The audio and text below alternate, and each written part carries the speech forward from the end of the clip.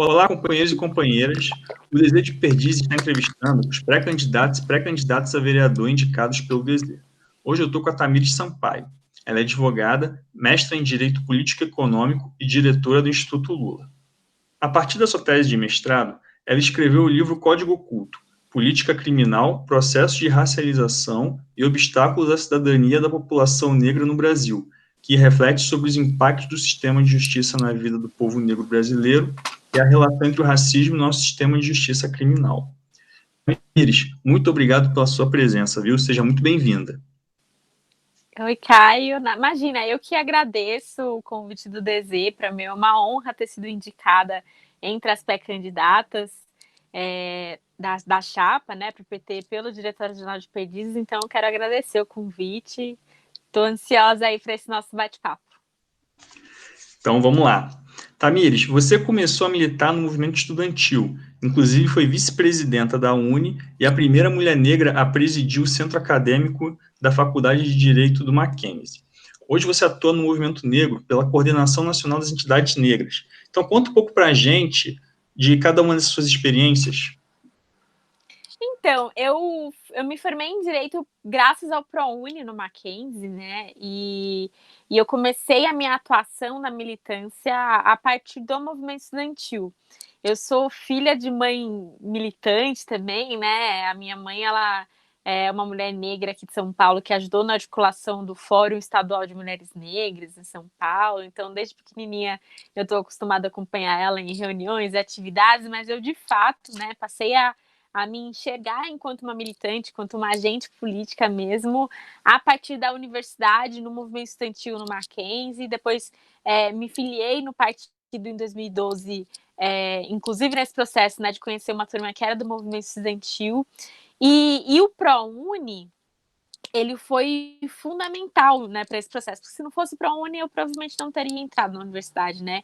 Eu moro em Goianás, sou da Zona Leste de São Paulo, estudei a minha vida inteira em escola pública, e foi graças às políticas públicas de acesso à educação que hoje eu consegui, né, ser formada em Direito, advogada, depois terminar o meu mestrado, que eu também fiz graças a uma bolsa da CAPES. Então, participar do movimento estudantil meio que era uma forma de eu conseguir fazer com que essa política pública que me possibilitou entrar na universidade, ela se ampliasse, né? Eu preciso, como uma jovem negra da periferia que teve acesso à universidade, lutar para que mais jovens, mulheres, negros e negras tenham a mesma oportunidade que eu tive, ou às vezes até oportunidade melhor, porque, inclusive, isso era parte da nossa luta no movimento estudantil, né? Porque o ProUni, ele garante o acesso, mas não garante a permanência do jovem negro, do jovem bolsista, né, do jovem periférico, e parte da nossa luta também era a gente pensar em políticas de permanência estudantil, pensar em políticas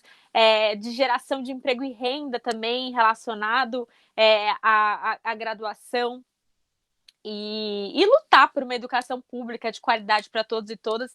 E aí é muito louco, inclusive, pensar na época do movimento estudantil, quando eu comecei a militar, eu entrei no Mackenzie em 2011, em 2012 comecei já a participar de coletivos já no Mackenzie, no final de 2012 foi quando me filiei no PT, e aí passei a ter contato, inclusive, com o movimento estudantil nacional, quando eu fiz parte da UNE, do movimento estudantil internacional, representei a UNE já em 2 seminários, um na Noruega e outro na Rússia.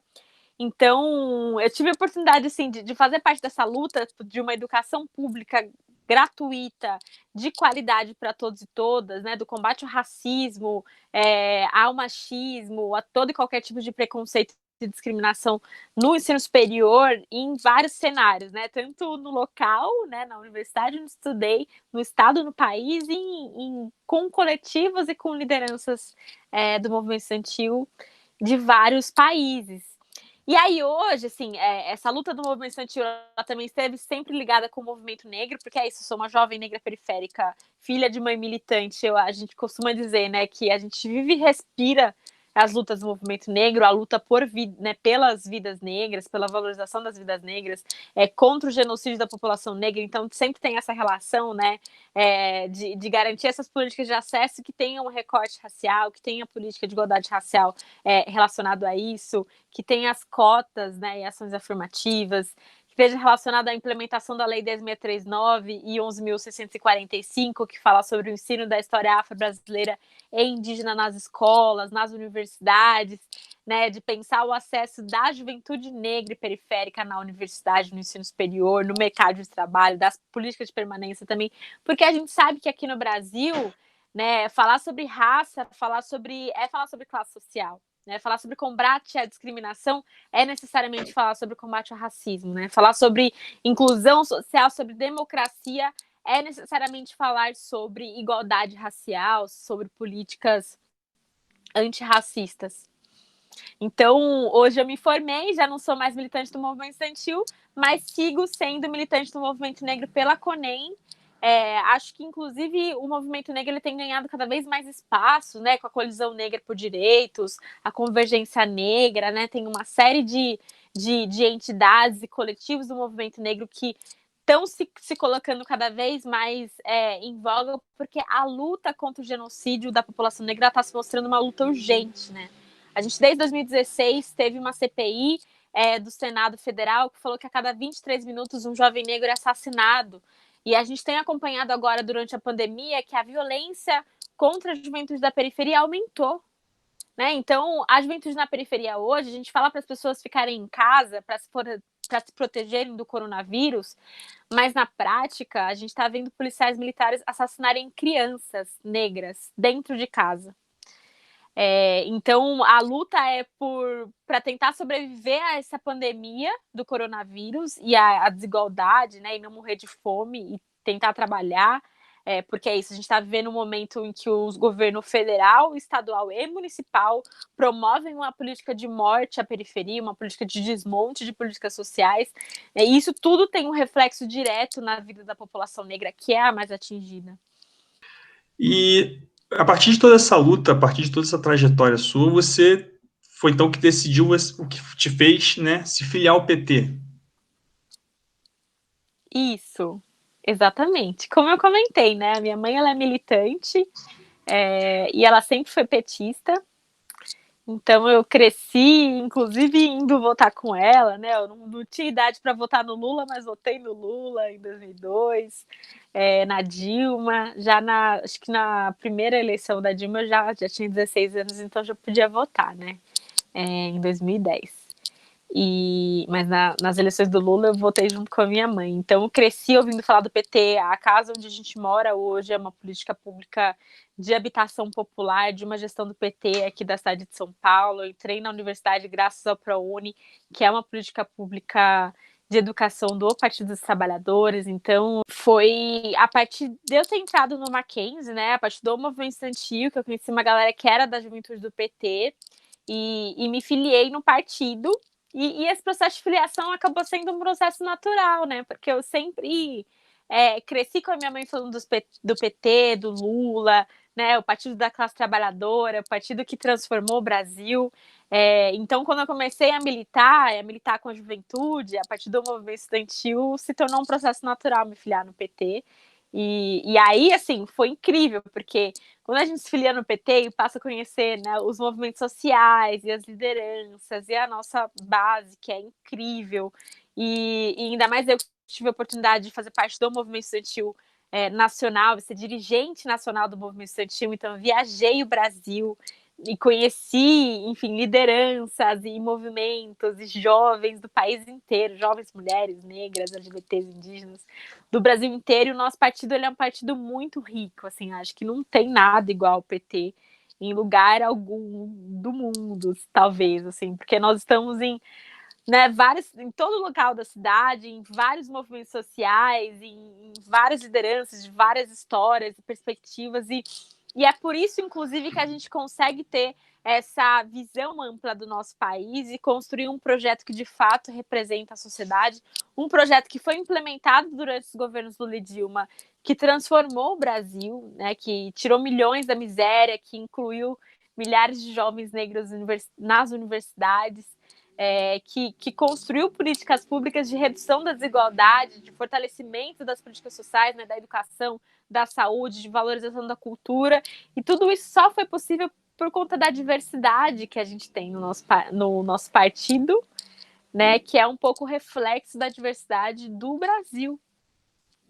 Né, o partido da classe trabalhadora, né, que de fato consegue refletir essa maravilha, né, que é o nosso país, a classe trabalhadora do nosso país. O PT é o maior instrumento mais bem consolidado, né, para representar os trabalhadores, para fazer a luta dos trabalhadores, a luta de classes. E a partir da militância, filiação ao PT, com toda a sua experiência, toda a sua trajetória, né, você agora decidiu por se pré-candidatar a vereadora. E aí, o que foi, então, esse momento aí que você pensou, vou me pré-candidatar a vereadora? Então, como eu comentei, eu sou filiada no PT faz 8 anos, me filiei em 2012, e sempre, né, nessa trajetória da luta por educação de qualidade, pelo combate ao genocídio da população negra, então iniciou no movimento estudantil, e no movimento negro, e permanece ainda no movimento. A gente está passando por um momento no país, um momento em que, como eu comentei, em todos os 3 níveis a gente está vivendo governos que promovem uma política de morte, né, uma política de morte que é voltada para a periferia, para a juventude negra da periferia, de desmonte das políticas públicas sociais, desmonte desse processo de transformação dos últimos anos. Né? E eu acho que está na hora, né, da juventude negra, das mulheres negras, da juventude periférica, se colocar nesses espaços de poder de fato, né? Disputar as eleições, disputar as câmaras legislativas municipais, o legislativo estadual, o federal, o executivo, inclusive, em alguns casos, porque é a partir da nossa presença na política que a política se transforma também, né? E aí é importante que a gente pense, inclusive, que é uma candidatura de uma jovem negra da periferia, que hoje é advogada, que é mestra em Direito Político e Econômico, que é militante do movimento negro, graças às políticas públicas que o PT transformou. Então, essa renovação é uma renovação que ela está diretamente relacionada a um projeto político que tem compromisso com a classe trabalhadora, que tem compromisso com a juventude da periferia, que tem compromisso com essa continuação da transformação da estrutura social e do combate a essas desigualdades. E eu falo isso porque é fundamental, porque não adianta a gente apenas pensar em uma renovação falando de juventude, falando em mulheres, falando em negros e negras, sem pensar no projeto político que a gente está apresentando, né? Sem pensar quais são as políticas sociais que a gente defende para a cidade, qual é a cidade de São Paulo que a gente quer construir. Então, essa pré-candidatura, né, essa construção que é nossa, e eu falo é nossa porque é um projeto coletivo, é um projeto de muitos anos, é um projeto que está sendo construído por várias mãos e de várias gerações, inclusive, de pessoas mais jovens do que eu, mais velhas do que eu, ou jovens há mais tempo, né, de diversos movimentos, da educação, da cultura, da saúde, do movimento de moradia, de movimentos sociais, de intelectuais da academia, advogados, mas também de pessoas que nunca fizeram parte de uma campanha, porque eu acho que parte desse processo de uma construção de um projeto que seja de fato transformador, né, que de fato mobilize a sociedade, e a gente tentar também capitalizar e organizar essa diversidade que a gente tem aqui na cidade de São Paulo, né? E a gente percebe nos últimos anos, a gente teve 3 gestões petistas que foram estruturantes na nossa cidade, né? Estruturantes no sentido de transformar o transporte público, de transformar o sistema de ensino, de transformar a cultura na cidade, né? Graças à gestão Haddad, hoje a gente tem carnaval de rua, né? Na nossa cidade, coisa que não tinha aqui, né? E é um dos maiores carnavais de rua do país agora, né? Então, a valorização da cultura periférica, a valorização da educação pública, da saúde pública, das políticas sociais, são marcas da nossa gestão. E são marcas, inclusive, que foram destruídas, né? A gente está acompanhando agora a cidade de São Paulo, no meio da pandemia do coronavírus, é a cidade que é o epicentro do coronavírus no país, é onde tem o maior número de casos confirmados, maior número de mortes. É uma cidade que a gente acompanhou nos últimos 4 anos o aumento da desigualdade social, o aumento do desemprego. Hoje a gente não fala mais em pessoas em situação de rua, e sim em famílias em situação de rua. E isso fica visível, inclusive aqui em bairros das periferias. Eu lembro quando eu mudei para Guaianazes com a minha mãe há 15 anos atrás, não tinha basicamente população de rua aqui no nosso bairro, e hoje a gente vê famílias em situação. Então, é urgente e necessário, né, a gente conseguir eleger um governo municipal, né, um prefeito, uma prefeita, e no caso nosso prefeito, nosso pré-candidato a prefeito Gilmar Tato, seja eleito, para que a gente consiga promover um projeto de transformação mesmo, né, um projeto de geração de emprego e renda, de combate à desigualdade. E aí, para que a ação do prefeito ela tenha, de fato, essa perspectiva estrutural, isso precisa estar relacionado à nossa bancada de vereadores, né? Então, é fundamental que a gente tenha vereadoras e vereadores eleitos que tenham também compromisso com um projeto de fortalecimento das políticas sociais, né, que garantam a aprovação do orçamento para essas políticas, que fiscalizem como isso está acontecendo, que garantam e estimulem a participação popular e participação social nas decisões e nas construções das políticas públicas na cidade. Isso é fundamental para a gente, de fato, conseguir construir uma cidade verdadeiramente democrática, né? Um combate à desigualdade, uma cidade do bem viver. Né? A nossa pré-candidatura está apresentando esse projeto, né? Uma cidade por uma cidade antirracista e o bem viver em São Paulo. Né? Que é isso, é como a gente constrói uma cidade em que a nossa cultura é valorizada, em que as potências da diversidade que existe na nossa cidade, ela seja catalisada pelo poder público, né? Que a sociedade como um todo ela participe da produção, da implementação e das decisões que são feitas nos nossos governos e na Câmara Municipal.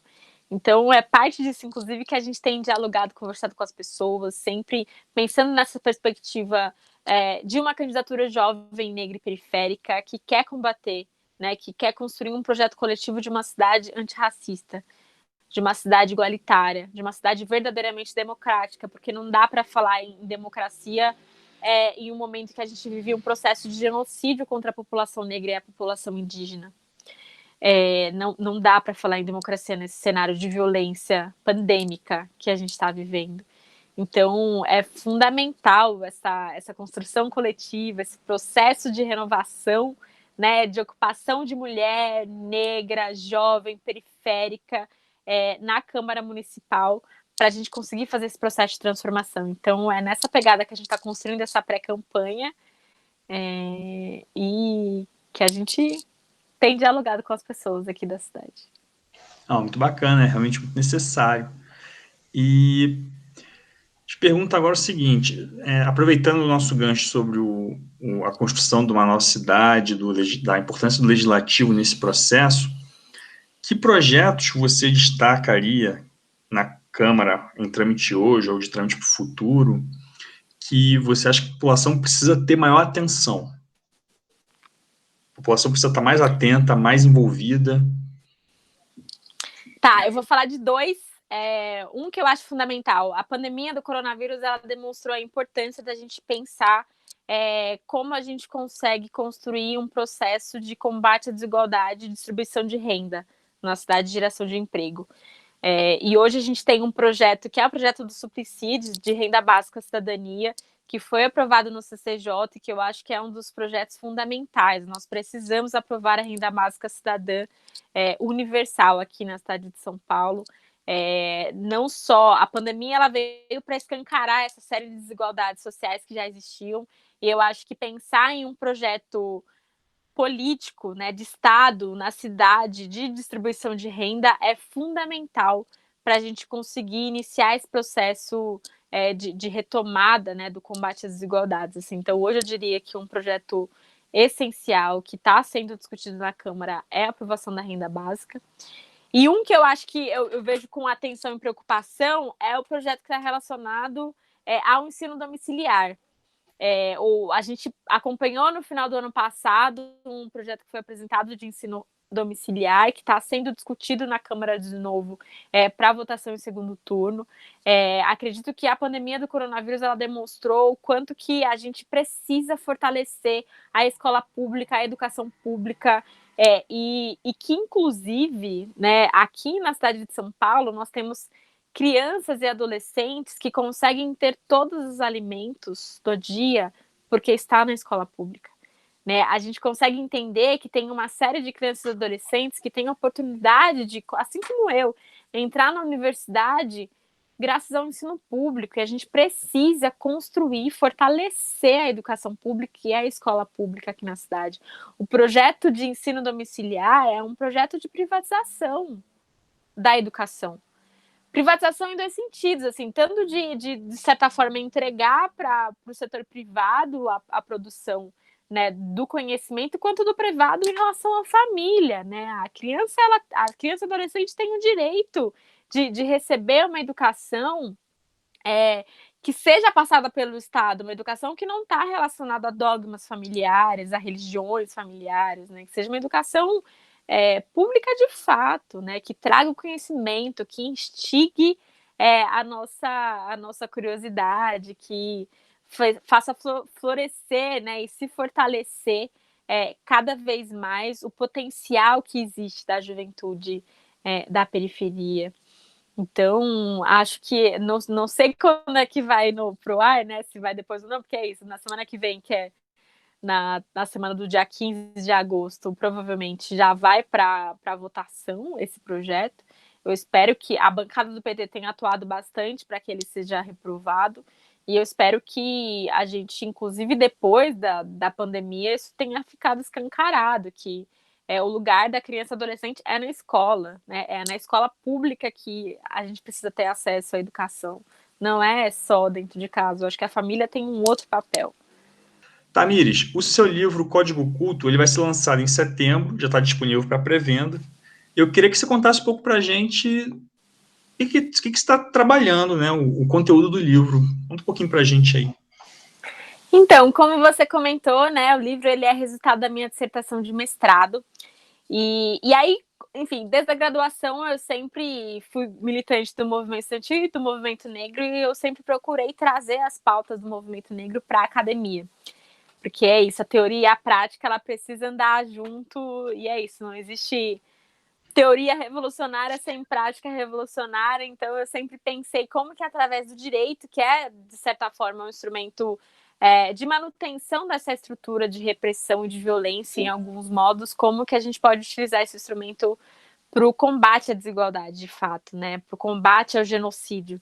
E como uma das principais pautas do movimento negro é o combate ao genocídio da população negra, em especial da juventude, eu sempre procurei trazer para essa perspectiva como que eu posso atuar com o direito, né, como um agente do direito, para o combate ao genocídio, para reconhecer que o que acontece com a população negra no Brasil é genocídio e para pensar a partir desse processo de reconhecimento, ver como a gente combate ele.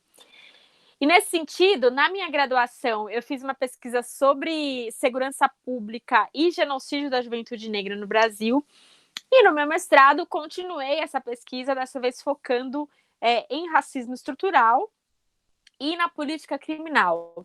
Né? Então, da relação entre o racismo e a política criminal no Brasil e como ela atua para esse processo que eu chamo de genocídio da população negra no Brasil. Então, é um livro que fala sobre a história do nosso país, sobre a escravidão, sobre como o processo de abolição da escravidão foi acompanhado não de uma política de inserção da população negra na sociedade, mas muito pelo contrário, por um processo de criminalização, de exclusão social, de extermínio físico da população negra e que tem reflexos até o dia de hoje. Né? E eu falo sobre como a política criminal ela se estruturou a partir disso, né? Desde a da abolição da escravidão até os dias de hoje, para esse processo de genocídio da população negra. E no final eu falo sobre como a gente precisa de repensar, né? De que o combate ao racismo estrutural, que está relacionado à ideologia, à política, à economia, ao direito, ele só de fato acontecerá com a superação e a reconstrução dessa estrutura social, né? Então, isso cabe dizer, inclusive, por exemplo, que a gente só vai conseguir superar o racismo superando o nosso sistema econômico capitalista. Né? A gente só supera o racismo construindo uma nova estrutura do sistema judiciário, do sistema político e da ideologia dominante do nosso país.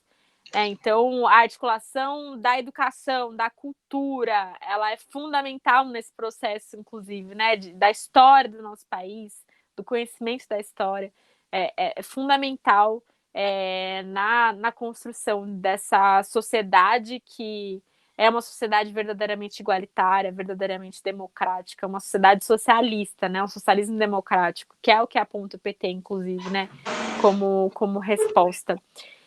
E eu falo também no final um pouco sobre segurança cidadã, né, que é um conceito de segurança que está relacionado não à manutenção da ordem, que é a manutenção da estrutura social, né, relacionado ao racismo e prevenção de riscos, que é como hoje funciona a segurança pública no Brasil. Mas sim uma segurança que está relacionada ao combate à desigualdade, ao fortalecimento das políticas sociais e à garantia de direitos, né, em especial direito à vida, direito à liberdade. Que é o direito à cidadania, né? Como a gente consegue, a partir do processo de participação popular, na geração, na construção dessa política de segurança e na atuação da segurança na cidade, para que, de fato, a gente tenha uma sociedade, uma cidade que é segura para todos e todas, né? Que todos tenham direito à vida, tenham direito à liberdade. Que hoje, no caso, a gente sabe que não tem, porque um jovem negro da periferia sai de casa e não tem certeza se vai voltar vivo. A gente tem acompanhado essa série de violências, né? Então, esse processo de genocídio contra a população negra, ele precisa acabar, porque uma das coisas, inclusive, que mais me angustiam, assim, né? Falando um pouco sobre conjuntura e sobre o coronavírus, a gente passou de 100 mil mortos, foram mais, se não me engano, já são mais de 103 mil mortes por coronavírus no Brasil. Aqui em São Paulo são mais de 25 mil mortos. E a gente banaliza essa morte, banaliza essas perdas. E essa banalização, ela está diretamente relacionada a esse processo de violência e genocídio contra a população negra e a população indígena no nosso país. Porque se a gente lá em 2016 já falou que a cada 23 minutos um jovem negro é assassinado e esse país não para por isso, tem uma banalização dessa violência. E não é à toa que no momento em que o coronavírus avança nas periferias da cidade, que as mortes avançam nas periferias da cidade, a gente quer retomar tudo ao normal, abre o comércio, volta à normalidade, porque, de fato, na gestão do PSDB, que promove essa política de morte, faz parte da normalidade da cidade a morte na periferia, a morte negra, e isso precisa acabar. Isso precisa acabar. Concordo plenamente. Essa é uma luta urgente de toda a sociedade, só com o engajamento de toda a sociedade mesmo, todas as classes, todas as raças, a gente consegue deter de uma vez por todas essa seletividade, essa banalização de quem morre amanhã, né, quando está seletivo. Agora, por exemplo, você falou da pandemia, agora que está morrendo muito mais gente, já estava morrendo muito mais gente da periferia antes, mas também estava morrendo muita gente das classes médias e tal, as classes altas. Agora que está diminuindo a morte nessas classes, parece que pode abrir tudo, né? Tipo, é uma situação que a gente vai ter que lutar muito. O mundo tem que lutar muito para reverter. E contamos... E é nessa perspectiva, inclusive, que a gente apresenta esse processo na pré-campanha, né? De uma cidade antirracista, do bem viver em São Paulo, da valorização da vida. A gente está vivendo um momento em que a morte virou banalizada, que a vida das pessoas é banal. E a gente precisa se reconectar, inclusive, né, com a cidade, com a vida, com a natureza, né? Porque é isso, né? O bem viver está relacionado a tudo isso que a gente comentou, né? A relação com a moradia, com a cidade de São Paulo e a natureza da cidade e o meio ambiente da cidade, e aí isso está relacionado à transição ecológica, isso está relacionado isso está relacionado à transição ecológica, está relacionado à alimentação saudável, está relacionado ao fortalecimento das políticas sociais, né, à mobilidade urbana, enfim, a todo esse processo, né, a uma segurança cidadã, a uma política de valorização da vida, né, da vida negra, da vida indígena, da vida periférica, da nossa cultura, da nossa história, da nossa ancestralidade. É isso, Tamires.